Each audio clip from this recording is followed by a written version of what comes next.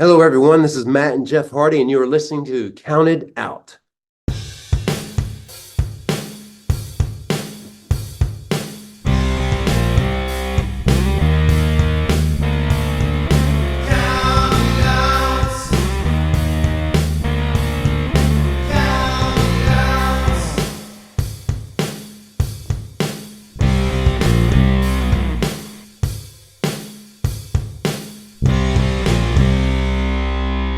You are listening to Count It Out with Mike and Tyler. Returning to the show today is a true Hall of Famer. He is the former TNA Tag Team and X Division champion, former Ring of Honor World Champion, how they call the promotion Ring of Homicide for a while. He is the current agent for the NWA, and it is always a pleasure to be joined by one of my favorites. He is the notorious 187 Homicide. Welcome back to Count It Out, my man.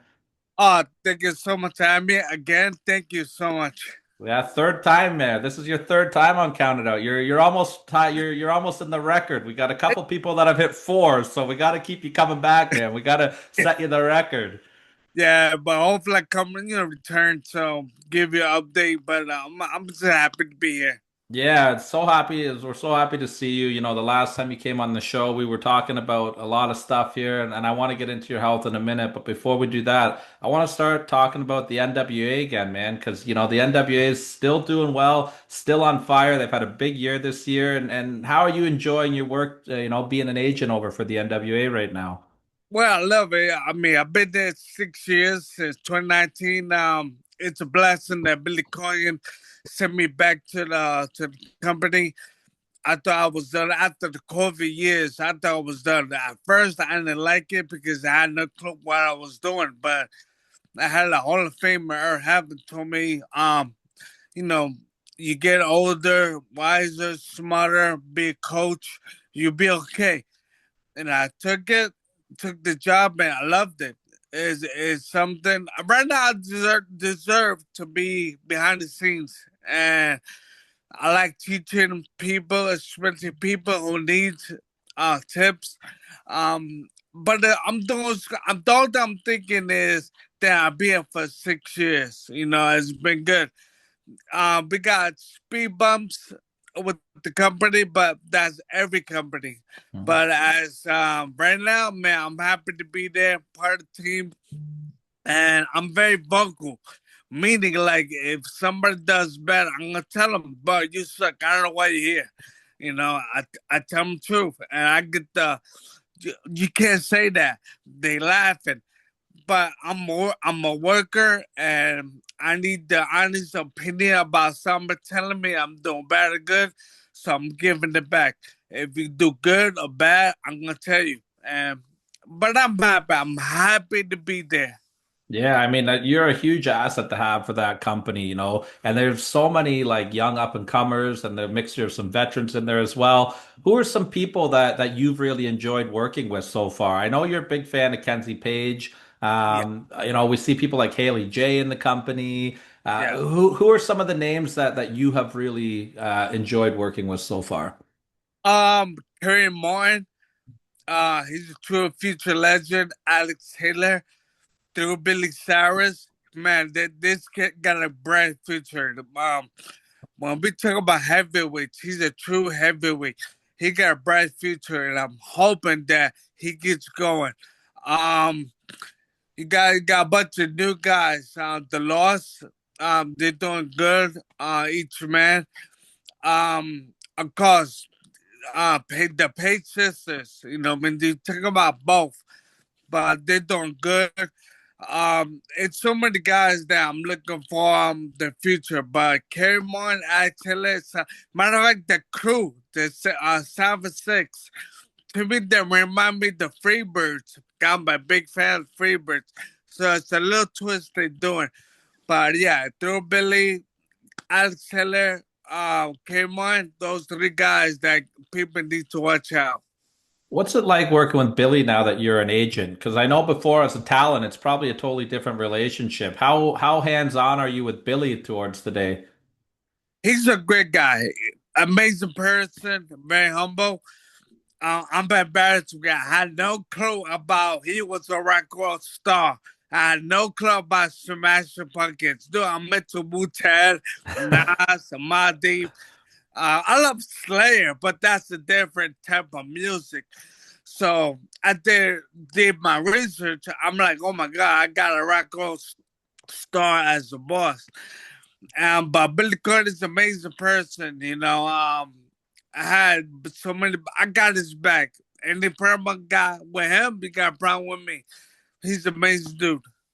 Now that we saw the name Vince Russo pop into the news this week or last week as we record this, and kind of implying that he was doing some writing and working with the NWA, and then it turned out it was just a big swerve for some reason. And he's with Juggalo Championship Wrestling. What were you thinking seeing all that stuff with Russo? Vince was I got two options with him. Opinion. He's an amazing man as a person. We talk about baseball, food. As a wrestling, I'm not a fan of his wrestling. He got his own vision, and I got my own vision. But as a person, I like him. Even Jim Cornette hates him, but I like Jim Cornette, you know. But wrestling, I'm not a big fan. He got a different vision, and so many people in wrestling got different vision. I got a vision, and my vision it works. But some people don't like my vision. That's your opinion. Okay, but I'm sticking with my vision. Russo, he's like George Springer of wrestling. He likes the Shaquille. I like the way Jim Cornette said it. Pro wrestling is my life. But eventually it's wrestling, but do it's different.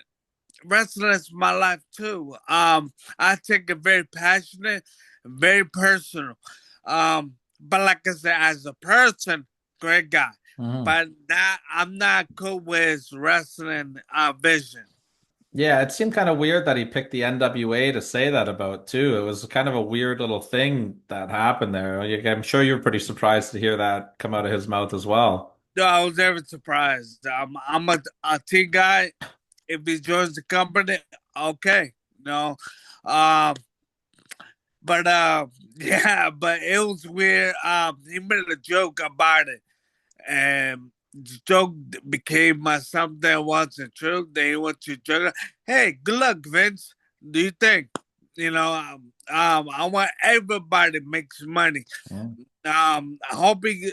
I like Juggalo Championship. I like the clowns. You know, they're cool. So I hope they'll do well. Yeah, absolutely, absolutely. Something really cool that we saw in the NWA this summer this year was seeing Natty Neidhart show up and do some work in there. How big of a deal is that for the company to get somebody like Natty, the crossover with the WWE, working with you guys? Everything is a very is big. She's a true pioneer of a very local legend. She said it. She is. She's unbelievable. Come on, to our family. Look at the family she with. You know, she's badass. Especially she wrestled Paige, Kenzie Page, and that was a terrific match. I think it was a big stepping stone for the company, like put their product and the name value to the upper way up. And I think she's very amazing person, amazing worker. And Natalie Nahart, man, the name itself, she's truly icon legend. Absolutely, she is. Especially me as a Canadian, like we love us a good Hart family there. Natty's our boat, as she calls herself. Do you know if we're gonna ever see that match released? I know it hasn't come out yet. I've been keeping my eye on it. Have you heard anything about if that's ever gonna get released by the NWA? Yeah, it would come out. It would come out. Like I say, vision different, opinions different. Stylish and is so different. Everybody thinks when we promote it, boom, it's a shot, but it's tapes. But you will see that match. You will see her real soon. Nice. So we're looking forward to that for sure. Let's Mm. shift gears a little bit. Let's talk a little bit more about you and the last time that you're on the show. We were very honored to have you come on the show, and I believe we were the first people that you told that you were planning to retire from the ring. You due to your injuries, you had the cysts on your brain. Can you give us a little bit of an update on how you're doing health wise since the last time that we talked earlier this year? Um, So people thought I had a cyst. It was very small, but they told me that if I don't treat it well, it become a tumor and maybe cancer. So it's one of those I gotta get this done. It was bothering my speech, my balance. Just imagine it was drinking too much beer or liquor, and I was very normal with my ability, but with this, it was kicking my up. Anyway, so they put a tube in my nose. They sucked the cyst out. Um, to me, that's a good news for me. Now I gotta get my eye surgery. My brother is not good. My nose is bad. I'm going to a mental therapist. Just talk. I'll be okay because sometimes I forget who I am, what I did. For 30 years of me wrestling, it was no breaks. It would just go. So think about Bret Hart as an independent wrestler. He don't take no breaks. So I did for 30 years. I wrestled hurt, sick. I traveled the world. The only thing I never did is join a WWE and WCW and ECW. That's the only thing I never did. I did everything. I was with TNA for like about 6, 7 years with LAX. Terrific time, but no breaks. I was psychotic. So finally, took a break. I came back, did the same thing. And they told me, yeah, you got this. Well, I'm healed. I got nothing in my head, thank God. But now I gotta get my nose that is affecting my breathing and my speech. I don't know if you could tell. I talk like I got a cold. Back then I was bad, and my eyes is not blurry. It shakes every time I walk. It's like shaking. So how far is I'm good because I'm concerned my head now. It's my nose and my eye, and I'm good to go. So the head is clear, everything is okay health wise with the head, and then we're gonna move on to the eye and the nose next, right? Like the green Yeah. lights on the head, no worries there right now. Yes. I'm more worried about my mental, because I've been thinking I hate the way I talk. I don't. I'm not those people that be sitting down, be depressed. I want to kill myself. No, I don't do that. But sometimes I get to my mood swings, like I shouldn't be in this world. Then, of course, my wife take me to a mental therapist. What's wrong with you? They show me a lot of footage of my wrestling career. I'm blessed. I'm very blessed. I got people like yourself, the fans, uh, my friends. They tell me like, dude, the first one, I hate the word legend.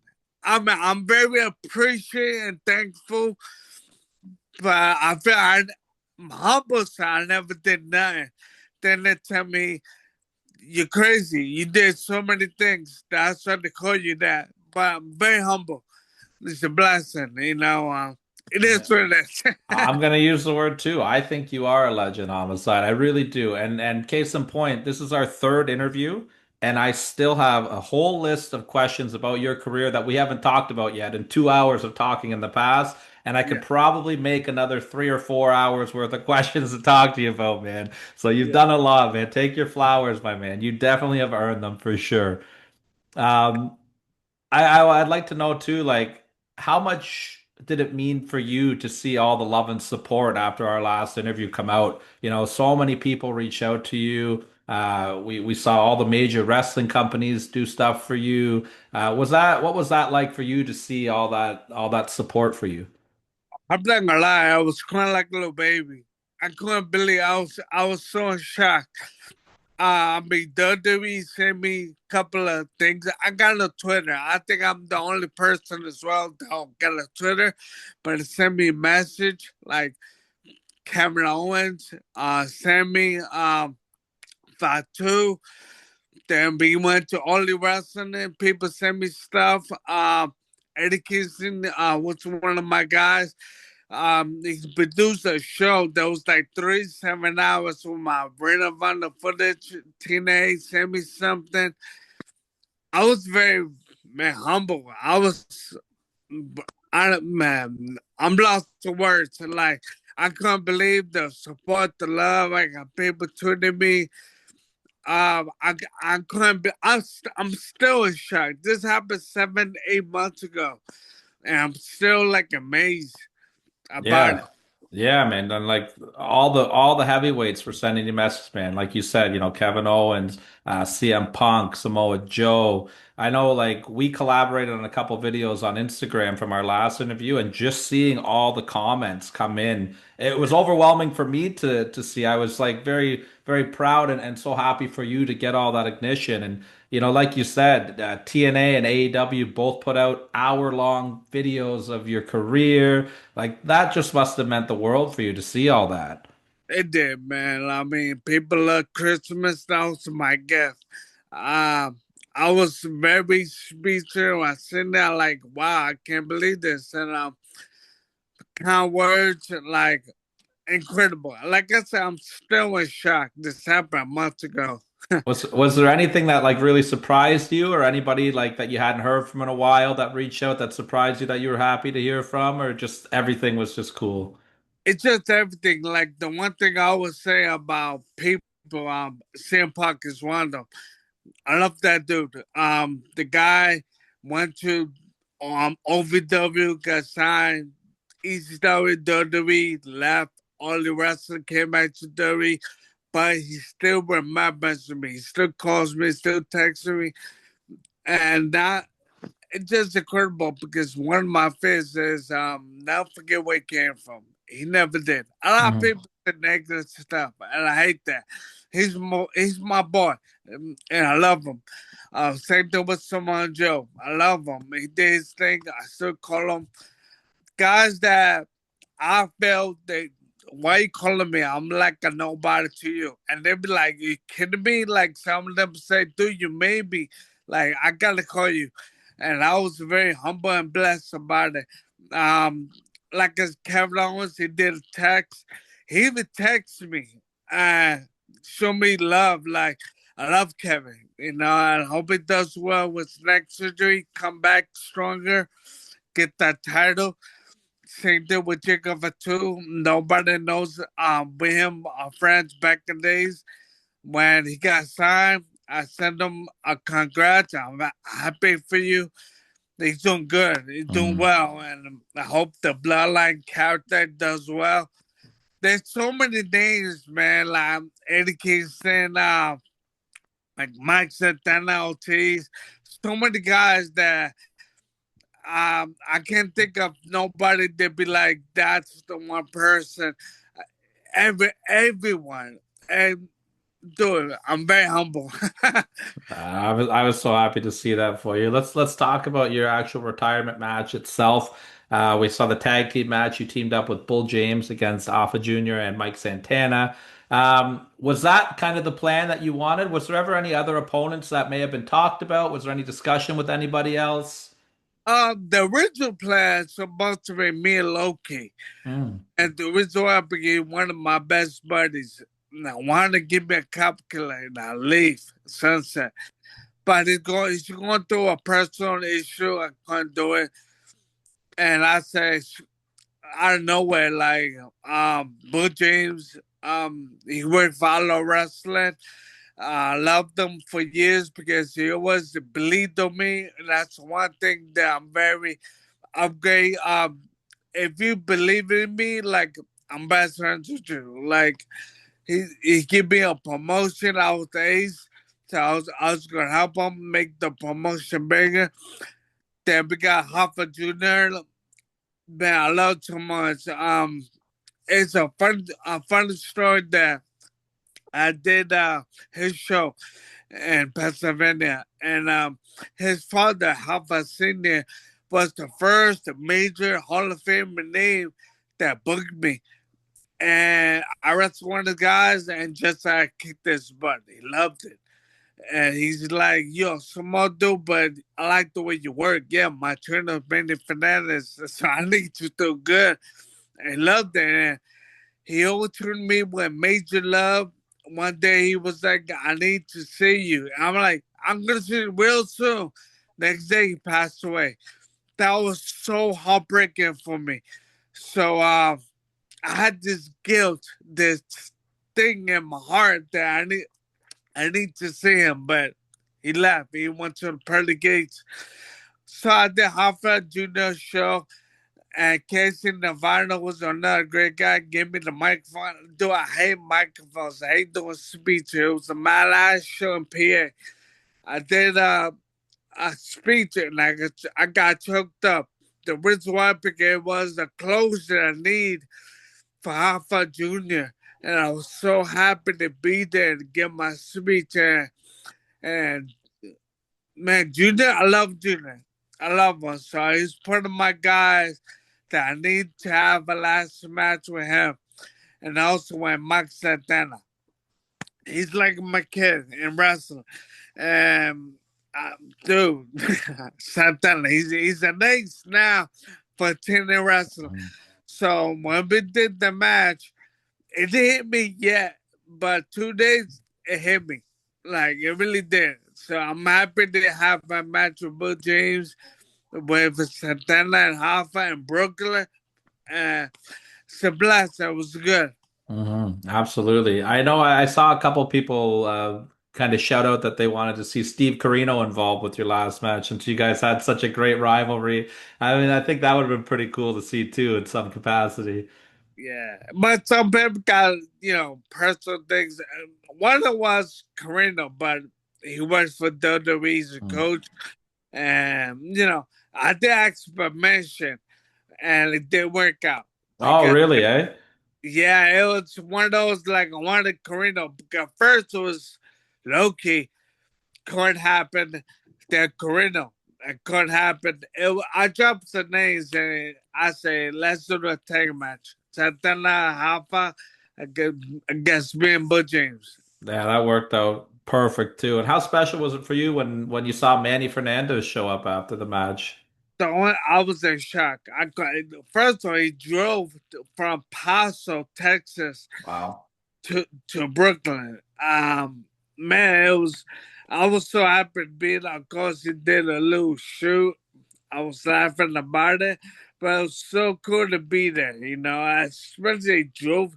He don't like planes, but think about it, he drove like 22 hours to see me and go back to Texas. It was very personal for me, very honored. Yeah, what a great full circle moment, man. Right in the ring where it all began and he was there when it all ended. That's awesome, man. That's Yeah. really, really cool. So, I know they say in the world of wrestling, it's never say never. You've got your head looked at. You said you got your eyes and your nose coming down the future. Do you think that you're done for in ring for good, or do you think that, there could be a match or two left in you down the road when you get all your health under control? Well, it's kind of funny because some people told me the same thing. They told me, dude, your idol Terry Funk. You are the Puerto Rican Terry Funk. And Amazing. I get it. But I tell people, like, my heart say I'm coming back. My mind say, nope, you're not. So it's not that I'm confused. It's something like I do want to come back. But I got nothing to prove, and never say never, never know. But as right now, I love to be an agent, producer, or coach. That's my thing right now. Because I've been watching a couple of guys. I will burn all y'all. All not that you suck, but man, I will burn you. But it is what it is. The thing that happened, I'm still in shape when it comes to body cardio. I still work out. That's kind of my therapy. Go to the gym. So I still got it. I'm 48, but I still got it. What was the day like for you leading into your last match? Can you kind of take me back to the emotions you were going through, getting to the building, talking to everybody right up until that final bell rang for you? I really did think my last match. Like I came to the building, said my highs, and even my daughter, my wife came with me, my brother, and it didn't feel my last 10 minutes. Before bell time, that's what I was saying to myself. Wow, this is my last match. Like I can't believe it. Went out there, performed. I got some major love for able to support, and I was thinking, wow, that's it. Went to the back, went to my brother's car, drove me to Philadelphia, but the next day I'm going to Alabama for NWA. Got in my seat. Billy Clark came up to me, we hugged, and they took around. You're coming back. I'm laughing. I can't say nothing, but it didn't hit me. That was my last match. But Sunday came in, and I sat down, and I'm saying to myself, like, wow, I got nothing to do. Every weekend I wrestle. Next week I'm not doing anything, and that's what hit me. Like, wow, I'm really done. So of course I got text, got your head checked, get your health first, you know. But yeah, I just I didn't thought it was my last match. I really didn't. Till 2 days, uh, it hit me. I couldn't believe this, but what life? Yeah, man, it's a beautiful send off you got too. It's perfect, absolutely perfect. Yeah. Uh, let's talk about Mike Santana a little bit here. You said that he's like your kid in wrestling. How amazing was it for you to see him win that TNA Heavyweight Championship and walk down to the ring with Conan, who's got that big connection with all you guys? Like, what was that like for you to watch? Well, I wanted to be there. He invited me, and I need to do something with him. With me and Conan walking the out, but I couldn't do it because of my health. So I sat down, watched it on TV, and when he won the belt, I just shook my head. I was happy for him. Um, I just believed him. The one thing I love about him that he had demons. And he conquered. He beat them. And he had doubters, non-believers. Like, you're never going to make it. He conquered that. Now he won the championship belt in TNA against Trick Williams. Another guy who was amazing. Mm. I got to say thank you for Trick for doing business. When he won, it's funny because when I won the Ring of Honor championship belt, I felt that we made it. And it wasn't like I just won the belt. It means like now I'm part of this elite names like Samoa Joe, AJ Styles, Brian Dennison. And when I won the belt, the whole city was have my back. That was happy. It was like World Series or Sunday Cup to win that championship. And when Santana won the championship belt, it's like we all made it. So it's kind of funny that I won the belt like about 17, 18 years ago. Fast forward, he did the same thing. And we all made it. We had his back. And I was so happy for him because now this is his dream. He want to be an ace, a championship guy, like a new Bret Hart. Like he's the political version of Bret Hart. He did it.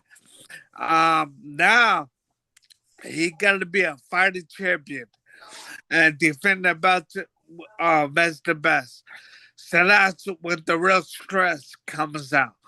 And he's gonna conquer that. He's gonna win it. But man, I'm so happy for him. He deserved it. He been through a lot of BS in life, and he gave a middle finger to everybody and said, "I'm gonna do this." He did. He sure did. And he got to share the moment in the ring with his daughter too. That was such a beautiful moment to see. Because everybody said that was fake. No, it wasn't. It was so real. And to me, that's the best part of the show. Of course, Dudley Boys and Hard, that was good. That was masterpiece. But with the daughter and supporting, man, that was the best, all time best. Maybe like the best moment of this year. Have you had a chance to talk to Mike since that match and like go over the moment with him and hear what he had to say about it? I was, I'll cut to me, man. But I love you, man. I love you, bro. Like, stay great. But whatever. But it was a moment that we shared. Like, he knows I'm happy for him. He knows that we share a little, but it's our heads. Like, he knows that we are happy for even these enemies, because everybody got somebody that I hate you, bro. But congrats. But man, he did so well. The moment we had was good. It was great. That's amazing to hear. And you guys did some great business together with that LAX versus LAX feud in TNA. What are some of your memories from that time? I saw like you guys did that match with it was just like the boards on the ring. Like that's crazy stuff. I like it. To be the first time, I don't know it was the first time, but I know it was awesome. And to me, it was more the um pass the torch of LAX. To me, that's a label. It's not a gimmick, character, a name. It's really a label. So I think it was best that you did the new LAX. Everybody talking about the OGs because we made the group very fast forward, like awesome. But I think these guys the ones gonna turn the page and make it great. And we did. And man, it was Toronto. I think it was Toronto. It was, I'm sorry. Yeah, yeah, it was right here in our hometown of Toronto. Yeah, it was awesome. I like original stuff that comes out amazing. And to me, there was a really amazing match. It's really my top 5 best matches in my third career. It was that because there was doubters, non-believers, they're gonna fail. Man, okay, whatever you say. And like I said, we conquer, and yeah, it was amazing. Yeah, another person involved in that feud is a good friend of yours, Eddie Kingston. Can you talk about your friendship with Eddie a little and just how happy you are to see him back in the ring after such a, trying injury that he had to come back from? Yeah, he's just like Mike. He's amazing. He's tough. And the best thing in my career, I like small things in life. And one of my best moments in my career is seeing my boys. It could be um guys that train, mentor, anybody go to different countries and see them win. Like I saw the kids that won the New Japan Strong Belt and Korean Hall in Japan. And when I came out, that was a show. That was real. That was not a script, but it was really celebrating. You know, same thing with Santana. When I saw him go to TNA Impact Wrestling with Tees and won the belt, maybe the second day of the company. I like seeing little things like that. And when I see the kids that return to Ollie Wrestling, it was amazing. And I got a good with Hook. Um, I think it was to become good. And then they got a bright future. They say he's an old man. He's done. That's BS. He's not. No, Eddie is awesome. He's amazing. He believes he's very passionate about the wrestling business. To me, he's a Puerto Rican Dick Murdoch, Eddie Gilbert, That's and good. those guys Hall of Famers. And Eddie's a future Hall of Famer. He's amazing. All the wrestling needs him. When people say, I don't need that guy, no, you don't. You need Eddie Kingston in your locker room. He's a future leader of the locker room, a future Hall of Famer. He hates it, but hey, man, you did to me, I'm gonna do it to you. That guy's it's freaking amazing. Of course, everyone got mental illness problems, and he got it, but just like Mike, he beat demons. Same thing with Eddie. I mean, he did beat demons. He became a champion. He became Ring of Honor heavyweight champion. He wrestled for 70,000 people. He's on national TV. I think he's doing well. He's doing well. I don't know if he doesn't know that, but Eddie is doing well. And so it's a small world. I'm always got his back. I'm always in his side. You know, if he needs something, I'm always there. You know, it's something I love about Eddie Kingston too is he's just so real. Like, we see like people in the wrestling world, like they go out with an injury and you just don't think about the work that goes into coming back from injury. You know, we see like the Triple H, like they do these big packages and he comes back and Eddie was very open and honest about his struggles with his injury, and that makes me relate to him more. Like that's a hard thing to go through, and just to see him put himself out there and talk about how hard that was, I thought that was incredible stuff from Eddie. Yeah, I mean, like someone's like, it's good, but you don't give a damn. I don't want to curse, but we don't give a F. And that was it. They're like, screw it, I don't care. That's what he did, but he did it in a good way. Mhm. You know, like I said, he got a bright future. I know he's hyped to come back to work. He been out of commission over a year. So sometimes he'd be like, I'm okay. I'm happy to be back. Yeah, right. You are really happy to come back. And he deserved to come back. You know, and it's scary that he got more stuff in his plate that he's going out there to him and Hook. And maybe a third guy come in to win the trio championship bout. He become again a champion, Ring of Honor contender, something. But he's not finished. He's not done. Mm. You mentioned a little earlier, I'd love to talk about it again. The Hardy Boys versus the Dudley Boys. We saw one last table this year. What did you think about what was going through your head when you watched that match? I thought it was a beautiful match personally. First, I was nervous. Uh, the reason why, because how can I said this? I'm doing it kids and I don't get anything. So I'm friends with Team 3D. I'm also friends and really cool with the artists. I was scared of Devon Dudley. I call him Uncle Devon. To me, he's my uncle in wrestling. He had some personal health issues years ago with the heart. I just wanted to be okay. I think Bubba's one of the smartest guys in wrestling. I really think he will become the next powerful man in wrestling. I'm talking about like people like Paul Heyman, Vince McMahon, even Eric Bischoff, Russo, Jay Cornette, those guys. He's smart. The guy's unbelievable. So I was really nervous that I hope Diva comes out good. And man, Bubba, we need him in the wrestling business. I don't care you don't like him, I hate him, or I love him. I need him in the wrestling business. He's a really smart guy. So I was really nervous what's happened. And when he took it the boots, I was surprised about that. And when I saw Bubba shed tears, Bubba don't cry. He is the way he is, you know.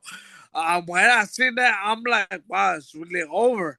And a lot of people don't see that Team 3D, Dudley Boys, they made LAX. I became tougher against Bubba and Diva. And I'm grateful and happy that we feel with those guys in TNA because they show us a lot, especially me. With the Hardy Boys, man, they over. They amazing guys. Those two guys. I hope Jeff Hardy does well. I know he went through a lot of personal stuff in the past. He's a good guy. Same to with Matt Hardy. All of them great guys, you know, and they deserve to get their flowers. They are really future Hall of Famers. Yeah, that's honestly one of my favorite matches of the year. I thought that they laid it out so well. We still saw the crazy stuff they did back in the day. The ring psychology was really smart in that match, and it was just a beautiful moment. One of my favorite moments of the entire year for sure. Yeah, but I mean, I call them the masters of teasers. We didn't the guys they be part of the wrestling business. They should the youth. Because I'm very passionate. I don't want pro wrestling to die down. So we need guys in this business. We need the Dudleys, the artists. Screw them. You need me. Teach guys to elevate, to make this business bigger. 100%, 100%. Well, I want to kind of turn the hands back in time and I want to talk about some moments from your career because, like I said, I've talked to you. This is our third interview and we barely scratched the surface on all the cool stuff that you've done. So let's maybe bang out a couple random moments throughout your career here that I think are really neat. And the first one I want to talk about was a moment that is a crazy moment to watch back. But you were standing in the ring with Hernandez and TNA. You guys were doing the LAX run, and he picked up Gail Kim and launched her like a child with the border toss. What were you thinking when you saw that happen? Like, could it take me back to that moment? Uh, I got so I got this new thing going on. It's in the sun now. I don't give a F. Call it dedication. So I'm doing dedication right now. So meaning that's a shoe. So when he did that, when he threw, I like Gil Kim. She one of my favorite people in the business. She a good friend. So I see that you can see me check up on her. I'm saying to myself, gimmick wise, that yeah, we killed them. They deserve to die. As a person, I'm like, wow, she really dead. But the funny thing is, her knee, the impact was so full that her knee went to her nose, and her nose was not broken, but she was bleeding. And I put the flag, and I was telling her, are you okay? And she was. But when I seen that, I was like, wow, we really killed them. What a statement. It's one of the most replayed moments in company history for sure. And definitely got you guys over to another level was that moment, eh? Yeah, we need to upgrade our level, and we sure did. Uh, and rest of the stuff, we can hurt you. We can get it back, get your receipt. But we can do things that people like, wow, I think this is real. Yeah, it was. So Yeah. when we did that it was real. What's it like competing in an Ultimate X match? Because that looks like a terrifying match to be in. Yeah, you said it best. Terrified. Me, I'm the education. I shouldn't get asked. I don't care. Is original is different. I think different is the key in wrestling. That was very different, but I was very nervous. Nobody knows LAX AJ Styles Christopher Daniels was the first tag team X Division Ultimate X match. So when I give Don McCutter to AJ, it was one of those, wow, I can't believe I'm still alive, but I'm terrified, very different, it's very original. So good luck to the players out there doing it, but be careful because it's no joke. Did you see when Leon Slater did the big dive, the flip swanton 450 off it to the outside? Yeah, I see that. Like I said, be careful, 'cause you never know. You're doing the education, so uh, be careful because he got a bright future. You gotta be careful. A lot of people say they never caught him. Just be careful. You gotta be careful. Yeah, absolutely, absolutely. Something that's got to be pretty cool for you to look back and see too. You're actually one of the people in the TNA video game. What's that like for you to see yourself in a video game? That's what I'm making. So, uh, man, I was very first of all, we was the main characters of the video game. I love video games. I love playing my NBS, MLB, Call of Duty, Grand Theft Auto, whatever. But when I see myself in the video game, I was like, wow, I can't believe this, that I'm in the video game. I went to California. They did what is called making the video games, and to this day, I'm in shock. I don't care what it was better or it was good. I'm still in the game, and it's a incredible thing that we have our own storyline in the video game against suicide. We made suicide. If you think about it, we beat up suicide in Mako, and he came back to get his revenge. But if you think about it, not only we are the main guys of the video game, but we made the character. They came my real life. Yeah, that's crazy. Did you have to do any of like the voice work for that, or did somebody else do that? Yeah, I did everything. I did the bumps, the voice. Yeah, it's hard work, man. I gotta get props to guys who do that because it's hard work. You gotta be perfect. You gotta have a good voice. But it's a lot of hard work. So definitely big up to the guys who does that because it's not easy. Did you ever like play that online against like any fans? Like, do you think that there are people out there that played against you that have no idea that they played against you? I did that and I had no idea. I got my butt kicked. And the first thing is, I think I'm using Eric Young and the fan used Homicide. And I'm like, yeah, I'm kicking out my own butt because I've been losing a lot. So, but it was pretty funny. I had no clue. That's so fun, man. I love that. That's such a cool little hidden gem with with TNA wrestling for sure.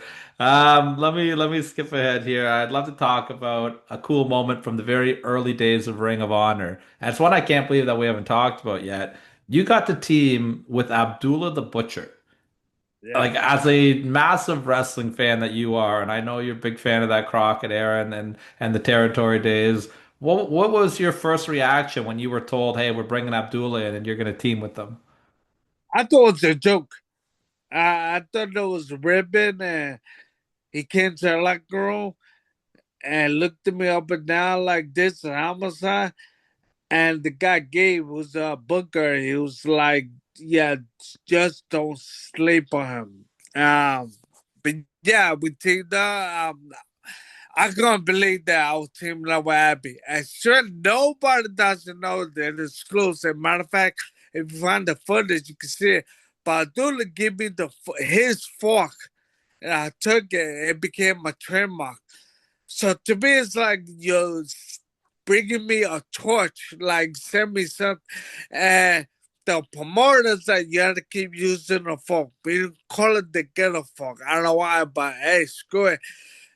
The fork I use is really from Abdullah that passed me his fork and I did for years. It became very popular. Like it's funny when I take my fork out, people go crazy. Like somebody gonna die. But it's really, like I say, it's from Abdullah who gave me his fork and passed it on. Like I can't believe it. It's like wow. First of all, I teamed up with him against Con's crew, Logan DeVito. Not only that, we won the match, and he gave me tips, do a promo and give aura. Like you want people to be scared of you in the ring. Like when they hear the music, they be like, "Oh, okay, it's time. It's time to go." And there was other guys that happened, but he gave me his fork, and I used it. And so I'm tripping about that. That's one of my highlights of my career. They give me a fork, and I start using it. So a lot of people see me a fork that I found adorable. But if you think about it, look at my finger. You can't see it. Oh wow, Abby, And yeah. the funny thing is, my daughter, her name is Abigail. So I want to go to a wrestling show to see my left hand tattoo Abby. They think it's a Turtle Butcher. And I don't know if that's my daughter, that's her name. Then people are like telling me that's for Abby, yeah. And I be like, yeah, that's Abby. You mentioned that Abdullah passed the fork down to you, and I think that is such a huge honor because now you have the legacy of Abdullah the Butcher. Is Yeah. there anybody that you see that you think maybe you'd like to continue that legacy and that would earn that right from you to get the fork passed down to them and continue that lineage of you and Abdullah? Well, I was part, well, I'm not was part of a organization they call it Gam Making. And we do something that we take out bandanas and give it to the guy for respect. That's what I do in wrestling. when I'm my bandana, I take it out and give it to the guy. I did it to a couple of guys. Mike Santana was one. They did the Macho. This kid from Chicago named Hernandez. A bunch of guys I did. I cannot do the fork because that's Abdullah. Matt Trima does it, and he's a great person. But to me, the fork is happy. That's Abdullah. But and when I got my bandana in my head and my face, I take it out and give it to a wrestler. That means the same thing with the fork. I Mhm. pass it on, that's George. It's almost like telling the kid, you'll do good, kid. Make me happy. And they do. All of them. So that's the crazy part that you told me that because I do that one, my bandana. It could be red, yellow, black, white. But if you see me take my bandana and give it to a person, then be something. That's cool. I like that a lot. I just have like this picture in my head of like Mike Santana in a big like blood feud in TNA and you know you give him a promo and just be like Abdullah the Butcher gave me this, like use this, like the, you know what I mean, like I just see this vision of something cool like that with somebody that means something to you. Well, it's kind of unfortunate. I had surgery on my shoulder, so I took a break, and I came back. My first match was me, Hernandez, and Sheila Martinez, LAX, against Ortiz and Santana. But there wasn't LAX. There was EYBO. I think that's the name. But the end of the match, I get it was Jersey Pro, November 29. I think it was 2016 or 17. But it's one of the moments I gave the calculator to Satana, give my bandana, it was red, give it to Mike. And then to me, it was more like, now Mike and Ortiz is going to be the new LAX. And it's kind of funny because they became LAX in the future. So, Russ is crazy, man. It really is. Man, that's such a cool story. I love to hear that. So, I mean, you've been great with your time. I don't want to keep you for too much longer, but before I let you go, I have to ask you about one of the craziest things that I've ever seen. Is you in Japan. I think it's for maybe Big Japan. I could be wrong on the promotion. And you're up on this massive balcony. And I know this is a very famous balcony in Japan because I've seen like the history of all these people that jump off it. And you do like a new jack dive off of this. Can you talk about, you know, a little bit of the history of what that balcony is in Japan and how you ended up there doing this dive? It's insane, like absolutely insane to watch. It's really saying, but I'm doing education. Don't get what. So, um, it was Big Japan person. So the promoter came up to me. It was telling me like, "Hey, could you do a dive in that balcony?" I'm looking up, and he's telling me you'd be the third person in history of this building to do it. I was shocked because the Korea Hall is like Madison Square Garden. It's big. It's really up there. So when the promoter told me that, I was like, really? I wasn't thinking. I was like, really? Okay, I'll do it. And I wrestled Winger to do that. So we did our thing. I went to the back and it was 35 feet. Like, it was so high. You could see me in my face that I was scared. Not only scared, I was like, I couldn't believe it. I said, yes, what a mark I am. And when I did it, I was breathing like I'm alive. I'm okay. But if you look at the video, slow motion, you can see my body hit that table and I did 360. I was like 2 inches away breaking my neck.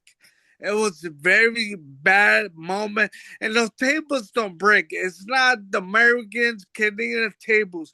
Japanese tables are strong and hard. So when I did that, I was like, I'm alive. But yeah, when you slow mo the footage, you can see my head and my neck almost like looked like a Mortal Kombat footage. It was bad. So I was like, I'm not gonna do this. Years later, I went back to Japan. It was New Japan. And it was me, Moxley, I guess, Drew Kasai, and Desperado. This for New Japan Strong. I did my entrance. I looked at the bucket. I threw a middle finger. I'm not doing that. No, so I went back. But yeah, man. Think first. I wasn't thinking. I was being a mark, and they banned it. Somebody got hurt, and they banned it. Nobody does it. Do you think that's the craziest thing you've ever done in your career? Would you say that's number one, or have you done anything that jumps out even crazier than that? Nah, that was dumb one. That was dumb. But I think people, the bar looked at me like, I hate that wannabe, that word, wannabe New Jack. New Jack was famous doing it. And he saw me as him. And he thought I did it. I never did that. But he told me you'd be the third guy in history in this building to do it. I was like, really? In it? I looked up, I was like, what the hell I was thinking? And when I did it, man, I was very grateful. Angel was looking fun, looking at me in my back. It was one of the craziest moments I did. That's insane. Before we wrap up, I want to just ask you really quickly about your rivalry with Steve Carino. I'm a big Steve Carino fan of his work. I love the program that you guys had together. It culminated with that big barbed wire match. I know that you shaved his head at one point. You made him go partially deaf in the ear at one point. He's beat the hell out of you. What are some of your memories about working with Steve Carino? So I'm a big fan of the Terry Funk and Dusty Rhodes. I love that feud. I feel that being Securito is part of that feud. Knowing that he was with ECW, he had major feuds. Like Steve Corino, he's a badass. He's good. He's awesome. He deserves what he got right now, being the coach in the WWE. I want to be that person when he left that platform of ECW. I'm an independent guy because we treat the Ring of Honor as an indie promotion. So I want to be the first one to be part of his story, part of his, you could say, blueprint, playbook, and everything. He wrestled so many guys back NWA, ECW. I want my name to be part of his history. And it is. And at first, we didn't like each other. We hated each other. And I know I smacked his ear, busted his drum. He broke my shoulder. We did a lot of bad things, and I think we going too far. And we kind of slow it down because I like his son. His son, Kobe Corino, I know it said he was 5 years old. And he doesn't remember this, but one day he came up to me. He was like, darn my daddy. And I was totally in shock. I couldn't believe what I heard. And yeah, it was a moment that we need to stop because we was killing ourselves. We still got that feel. We still don't like each other. It's not over. I mean, I'm done. He's done, but you never know. And I love to have one match with him one day if it happens. But it's more like I don't like Tigger but I respect him. The same thing with himself. I don't like Homicide, but I respect him.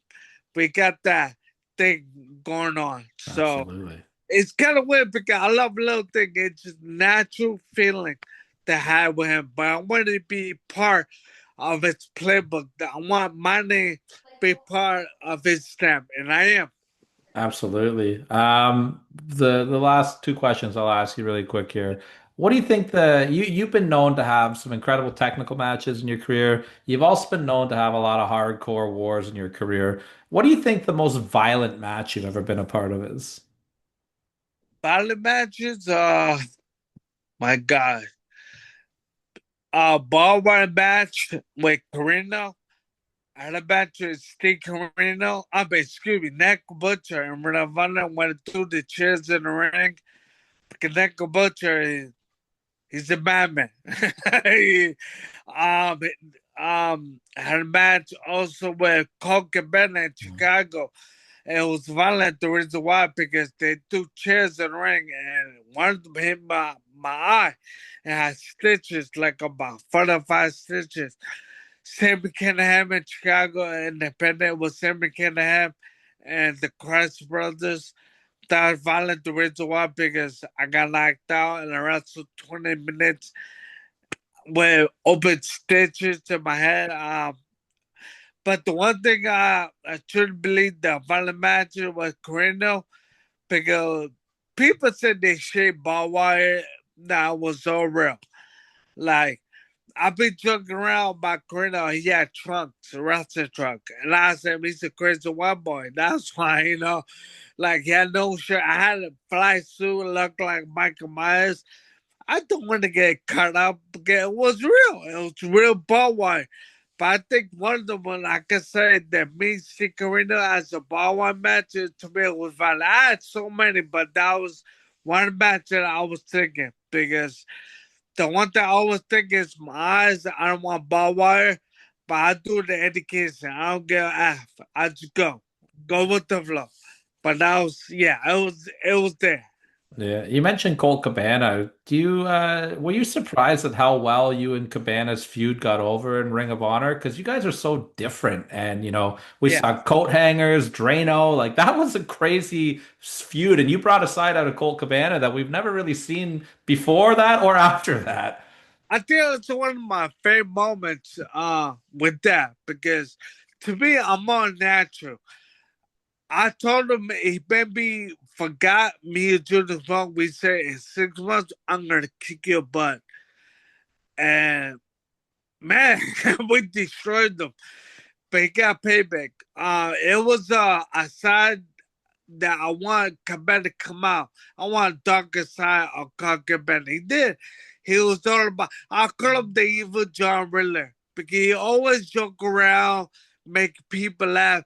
And screw that. I'm gonna make him for real. I'm gonna make him believe it. He sure did. He got his hair. He had a beard. He was stressed because he wrestled the Rock once. He wrestled Homicide. I'm one of the most vicious person. People think about Mino Suzuki. I am the Mino Suzuki of the Indians. If there was a Latino Mino Suzuki, I am. That's me. So Cabana was like, man, I got to work with this guy for 6 months. And I love that I saw a different side of Cabana. If you notice the last match I had with him, I shook his hand and hugged him. People that like that, they say it was too much, but I was so real. Why he survived? He's one of those guys. I like Coke. He's a true guy. He survived because I wanted to hurt him, and he survived. Where did the idea for the Drano come from? I've never seen that before.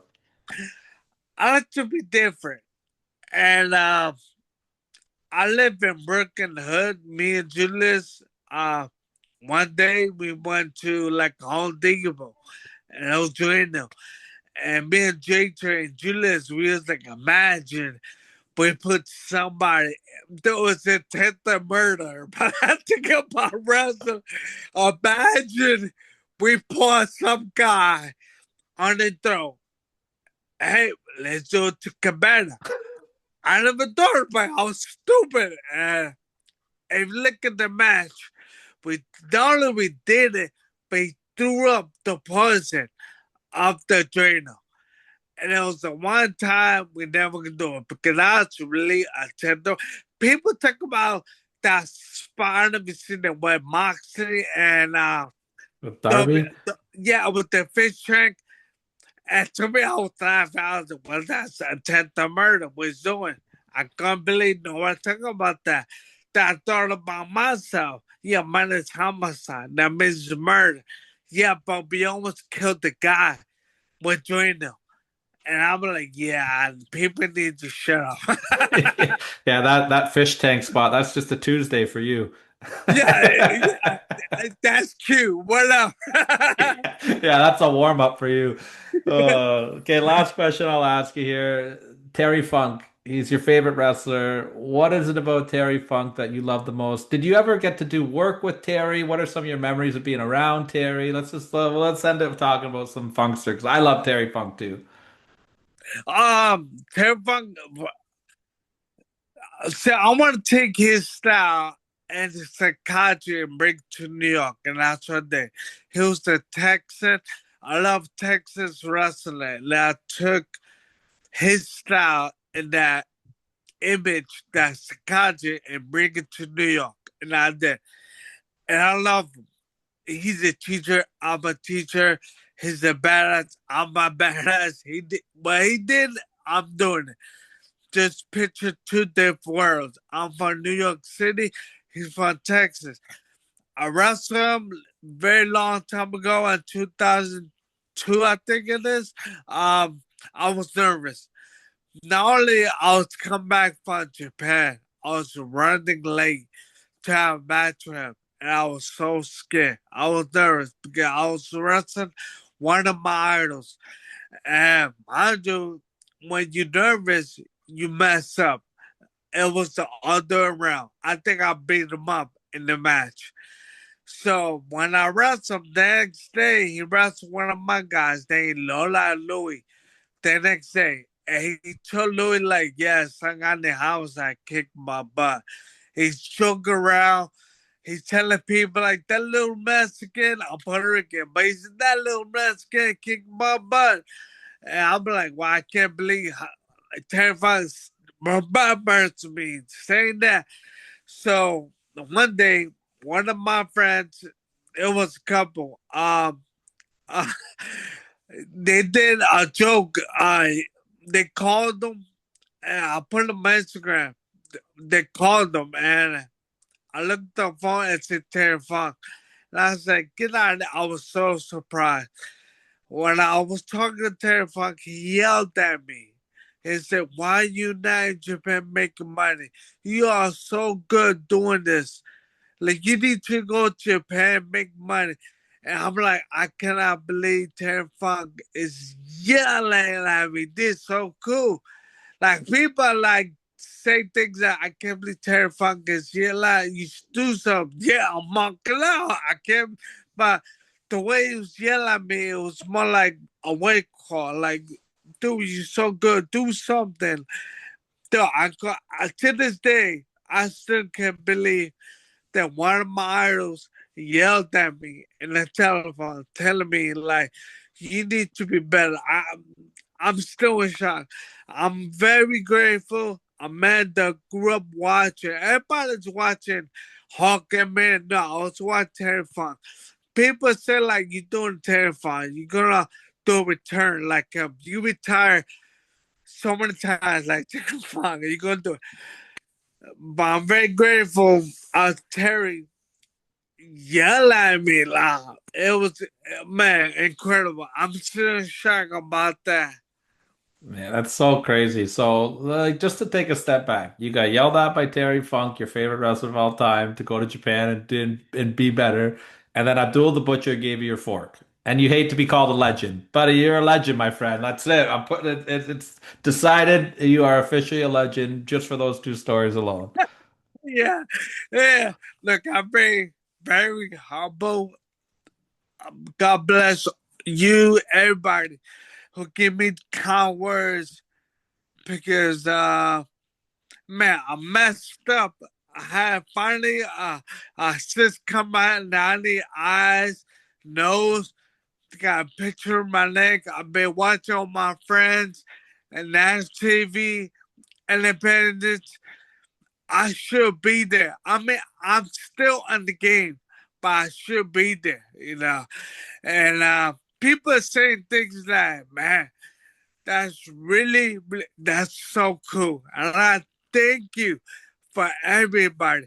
Like, right now, my nose is bad. My voice to me is bad. People say I sound clear, but hey, man, it still need work. Um, like I said, I wish I was there. And I'm thankful. I think to me that's number one of my moment is that that people say, bro, like seriously, you're a true icon legend. I'm not stink. Oh yeah, but thank you. Nah, man. And from a personal standpoint, though, I just want to say thank you for all you've done for our show. To have enough trust and respect for me and to come onto our show and announce your retirement and the trust that you put into us for that. It's something that I cannot put into words. You have helped, give us more credibility in a very tough world of podcasting. As a human being, I can't say enough great things about you as well. I've really enjoyed getting to know you over the last couple of years, and I hope this is not the last time we have you on Count It Out, man. You've always got a home here. I cannot begin to put the love I have for you in my heart for all that you've done for our show. So, like, thank you very much. Thank you so much for having me. Look, man, thank you for being part of the game, man, because I want to be part of something. You made me feel that I'm part of something. You're a good man. You're a good dude. You know what I'm saying? Like sometimes, like I said, the new word is education. You don't get it. Sometimes I get with that, but I do care a lot. Even I educate a lot too, but I'm very man, I just love wrestling. I love teaching. I tell people, dude, especially the ones who do death matches, get a checkup. Now, trust me, you don't want to be like me, because right now, not saying I'm depressed, but damn, I should be there, and it breaks my heart that I'm not. I am, but I'm not, you know. Get a checkup because your health is very, very important, especially getting older. I'm 48, and I want to be a Highlander, live forever, but I can't. I'm human. Absolutely, man. Well, I can't thank you enough again for doing this. We'll keep the people updated. We'll talk, and when you're ready to come back on, we can update them about your eyes and your nose and all that stuff. Because our fans care, man. You have so much love in this wrestling world. The fans of our show and in professional wrestling, they want to know what's going on with you. And as long as you're open for it, we can always have a home here for you to come and talk whenever you're ready. Yeah, the only thing I'm doing is studying, producing, doing. I ain't doing that. I'm free. Absolutely, man. Absolutely. Do you have anything you want to plug before we wrap it up? I just want people to check out NWA National Wrestling Alliance. Then Roku TV every Tuesday, every Wednesday. Um, I got an Instagram side, Outlaw 5150. The tips. I'm a coach, but I'm telling you, I'm like Mike Tyson. I give respect. If you disrespect it, you get it back. So, but as right now, the most important thing is support pro wrestling, support indie wrestling, because that's very, very important. You looking at the future of wrestling. Look at Kevin Owens. I call it generico, but Sami Zayn. They come to the indie wrestling. Look them now. So indie wrestling sometimes is a joke, but man, it's really awesome. It's an awesome world. They need more learning. But yeah, support independent wrestling, support national wrestling. Do support anything. Even you hate wrestling, just support because you never know. Absolutely, man. Absolutely. And I'll vouch for the indie wrestling thing. I'm a ring announcer on the independent scene here in Toronto and Ontario and in this part of the woods. We are like the unplucked gems of professional wrestling when it comes to independent talent. There are so many incredible people that are just waiting for that opportunity to be seen. So yes, IWTV support all independent wrestling, right? Absolutely. And like Canadian wrestling is amazing. The fans, the wrestling, everything's amazing. Support Canadian wrestling, indie wrestling, pro wrestling, freestyle wrestling, just anything. Just yeah, man. It's amazing. Absolutely. I can't think of a better way to wrap up the interview than support independent wrestling, support Homicide, support the NWA. Thank you again, my friend, for coming and doing this. Salute. Thank you so much.